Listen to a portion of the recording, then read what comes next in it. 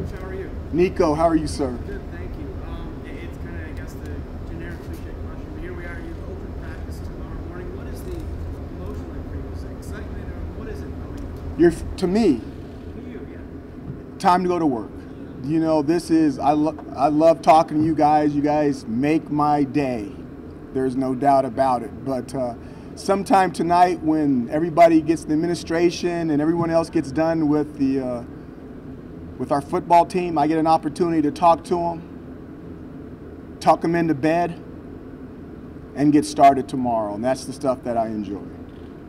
Maybe not so much tucking them in the bed part, but getting started tomorrow. In the left on the back. Mario, WSYR. Coach, what are you trying to accomplish in that first week of practice?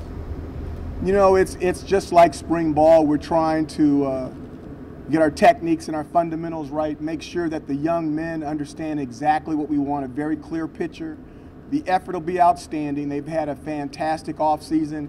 Coach Ettinger and the strength staff's done a phenomenal job with them over the summer. So we know the effort's going to be there. It's just making sure that they're doing the little things correct, so we have an opportunity to do big things during the season. Dino, one of the things you said down in Charlotte, or when you were at Eastern Illinois and Bowling Green, you came in and you tried to adjust a little bit before getting to your systems. You bent on the way there and maybe changed some things. But here, you want to show recruits exactly what they're going to be playing in. So you're going to pretty much go full go into the system. How does that change the way you guys approach camp and approach teaching the players? It really doesn't change that much. We're going to have to do what we do. In those other two locations, we changed calls, changed plays geared to certain personnel to give us an opportunity. I don't think that the difference of our personnel is all that great than the other people we play in the conference. So I think the main thing is putting the system in and recruiting towards the system in this situation. Tad and then Nate. Tad from the Wisconsin Cable Sports Channel. Coach, what are you most pleased with, and then what are you most displeased with? I haven't seen them yet. Are you referring to spring ball, or are you referring to coming into the season? Oh, I'm not. That's all speculation. I don't do that stuff. I'm a black and white guy. You know what I mean? So my big thing is I get an opportunity to put hands on them again. I'll tell you this much. We had 15 practices in spring ball. 3 were scrimmages, 2 were non-padded. So we only had 10 practices. In the first 2 weeks of August, we're going to have something like 21 practices. By the time camp is over, we'll times that by 3, hopefully by 4. I'll have a much better feel for what we have by the time we roll around to our first game against Colgate than I have right now standing in front of you. So that's one of the reasons why when it comes to depth charts and individuals, you won't hear me talking a lot about them, because all that stuff could flip in the next 30 to 40 practices. I'm excited. I think the football team looks different, and I can't wait to see what they're going to do on the football field.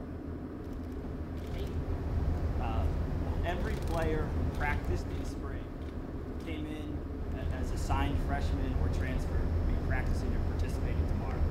I'm not quite sure what you're asking. Try again. Is anyone going to be held out tomorrow, or is anyone not here? If they are going to be held out, it'll be a medical situation. It won't be because of football.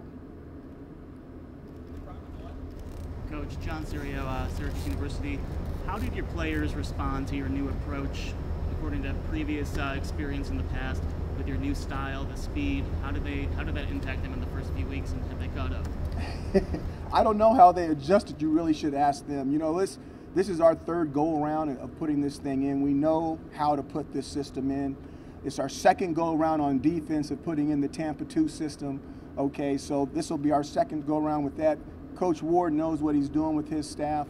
It's not so much of asking them how they're adjusted. We're kind of like, okay, you're about to do this right now, and you're going to do it at this tempo.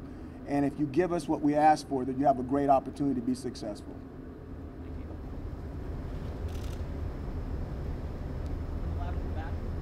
What do you look forward to? I can't hear the last part. What do you look forward to come tomorrow?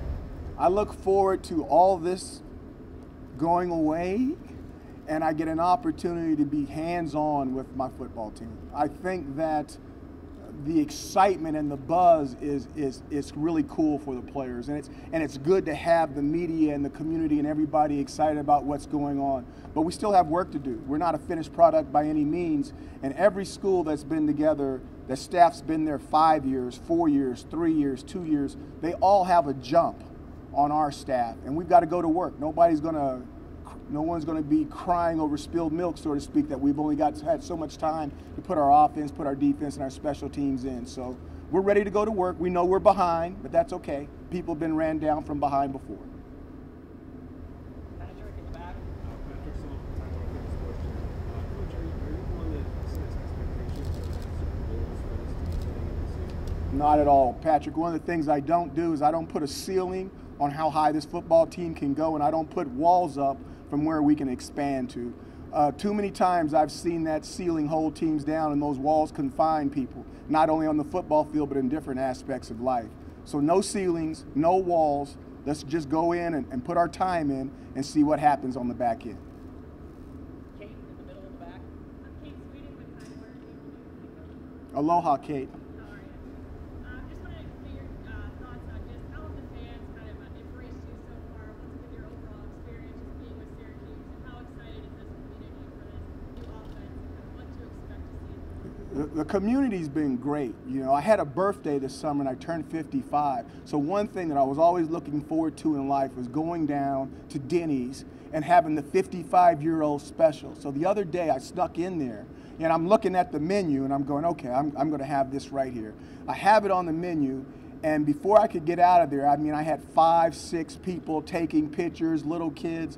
And I didn't realize, like at lunchtime, how many older people were like there. I guess they were all taking care of the same special that I was trying to take care of. But it was really kind of cool to see the different side of it. But the community's been fantastic. Everywhere I've been, they're super excited, and hopefully they're getting their tickets at a discount because they better get them this year because the price is going to go up. I wasn't supposed to say that out loud. There are 3 guys who I think were expected to come in for the fall: Dejon Wilson, James Pierre, and Michael Moore. Are all those 3 guys here and ready to go for tomorrow? The answer is no. Which one or ones of them is not here? Let me see here. Pierre is the NC2A certification, and then Moore is waiting certification through the university. So those are still pending? Mm-hmm. And Wilson is here? Yeah, as far as I know. Yeah. Cool. Thank you. I haven't seen him yet, but as far as I know, he's here. Nico in the back. Left. Coach, one of the things we talked about with you in the spring was how Nico, your hair's never messed up, man. Every time I look at you, I just start looking at your hair. I'm like, the guy's hair's never messed up. thank you. When we talked in the spring, it was so much of the conditioning, right? With how quick the offense was, just as much as the X's and O's and getting used to the playbook. Which one for the players, in your opinion, is the bigger challenge as we get into fall camp? Just a few weeks now from the opening game. Believe it or not, it's the tempo. It's the tempo. Because when you're putting the plays and the playbooks in, if a guy can't breathe and he can't focus, he's always got his hand between his legs trying to grab air, he's not going to be able to listen to the coaching points. So it's always the tempo. They got to be able to handle the tempo first so that they can have the air in their lungs to be able to hear exactly what you're telling them so they can get better from play to play. Fantastic question.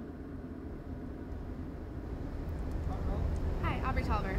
I was wondering if you have been able to get to know your players on a more personal level since you haven't had the chance to yet meet with them on the field. Not as well as I will know them. One of the things that I've been asking a lot of the alumnus and alumni is that I need some time with this football team. And based off of the new rules with the satellite camps and the stuff that was going on in June, that took a lot of time away from them that I would have had to have I've been able to have a lot more time with them than I have. Been on the road doing a lot of fundraising and things of that nature, but I'm looking forward to this next concentrated 4 weeks in the month of August to really get to know this football team in and out, and also for them to get to know me along as my coaches. You got to remember, really, technically, we've only been with them 15 days. Now, there's been academic meetings and whatnot and so forth, but really, we're going to really get a fantastic feel for them in the next 4 weeks in August. And I think that's really big. You know, there's some young men that maybe finished 1 in the depth chart or 2 in the depth chart or 3 in the depth chart. That's all based off of 10 practices. Okay, we're about to go through 40-something practices here. That whole depth chart can be flipped upside down, which is the reason why we haven't named starters at certain positions, because we really don't know. And it's not fair to those young men to close their dreams off, to put a ceiling and put walls around it and tell them exactly where they can go. Who knows what they can achieve? So therefore, because of those reasons, we've kept that stuff open, and I'm looking greatly. I'm so excited. That's what I'm excited about, is really getting an opportunity to know these guys and know exactly what they can do.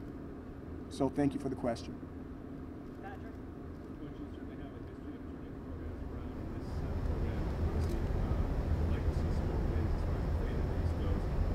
What do you tell the fans as you embrace this challenge and try to turn Syracuse football around? Patrick, first of all, you got to speak a little bit louder. I told you I was at that senior discount over there at Denny's. The big thing that I want the fans to understand is what I've always said. The definition of faith is belief without evidence.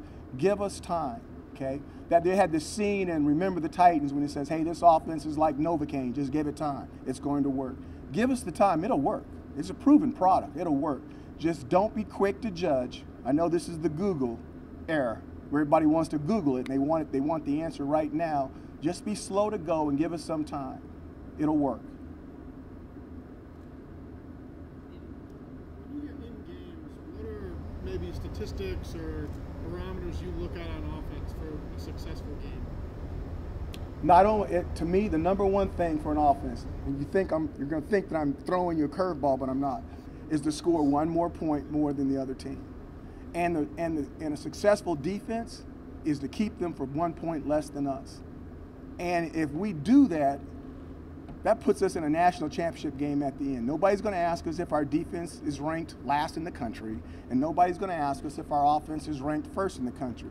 Because when the trailer comes and the buses comes, it comes to get an entire family, an entire football team. So we don't put numbers on it like that, but traditionally, statistically, we've been okay in those situations. Earlier you said this team looks different in your eyes than they did, I guess, in the spring. How so? Physically. I mean, they've got bigger biceps. They got bigger pecs. They got gluteus maximus medius, okay? These guys look differently, and they don't look exactly right yet. They'll be a lot better in a year and a half. They'll be phenomenal in 2.5 years.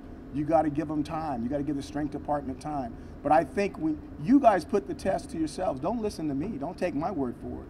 When you get a chance to go out about practice and you start looking at the guys, comparing from last year, and then write an article about it and see how many hits you can get on it, okay? Because I really believe that they've done a fantastic job. Hi, Coach. What were some of the main changes you had to make right out of the gate, and how do you think those changes are going to translate? Not a lot of main changes, because when you make a change, you want to make sure you're right. And it goes back to the 10 practices in spring, even though the NC2A gave you 15. Now, there'll be some changes coming up here in August.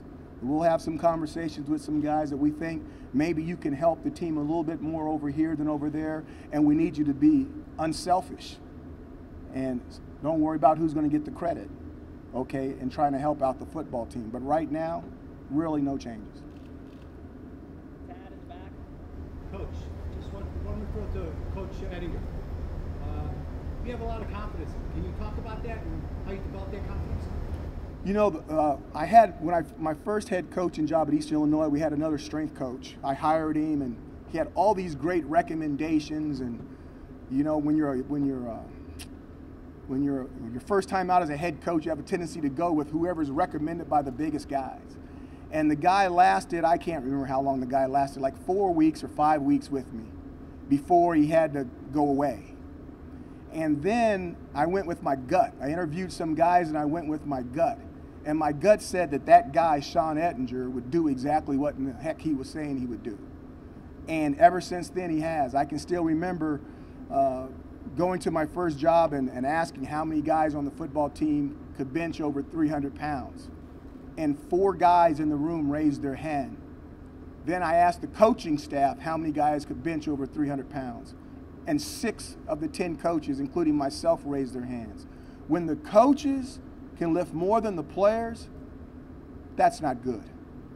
Then we hired Sean Ettinger, okay?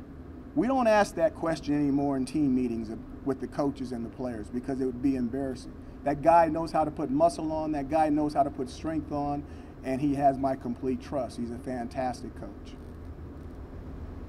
I'm sure through the years you've seen a lot of different approaches to hitting during preseason camp, medical, technology has come along, yada yada. What's the approach this year? How much hitting do you want to do, and why? It all changes and all varies from team to team, Stephen. It's all based on what we see. When you go out and you got a boxer, you got two boxers and you're training one, and the one that you're training is a fantastic hitter, he can strike things and crush things that he hits, he doesn't have to practice doing that much. If you get somebody that's a jab guy that doesn't have a lot of power, then he's got to practice that explosive knockout punch more. It all depends on what happens on the football field. If we've got a team full of hitters, you don't have to hit that much. They know what they're doing. If you don't have a team full of hitters, then you better practice hitting. Because if you don't hit in this game, you won't have a chance to win. Will you do that on an individual level? If you've got a guy who you think is ahead of the curve and you can save him some contact? The coolest thing about being a coach, it's different than a teacher. A teacher, they're allowed to give an F, a D, or a C. A coach, it's all pass or fail. Your starting linebacker goes out, your backup goes in. Nobody's going to say, oh, he's not ready, he's a freshman, da-da-da-da-da-da. The bottom line is he better be able to play.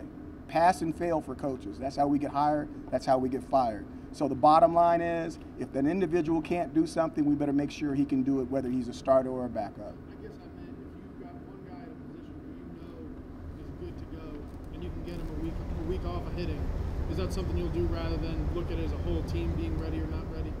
If he knows what he's doing, he doesn't need to be in there.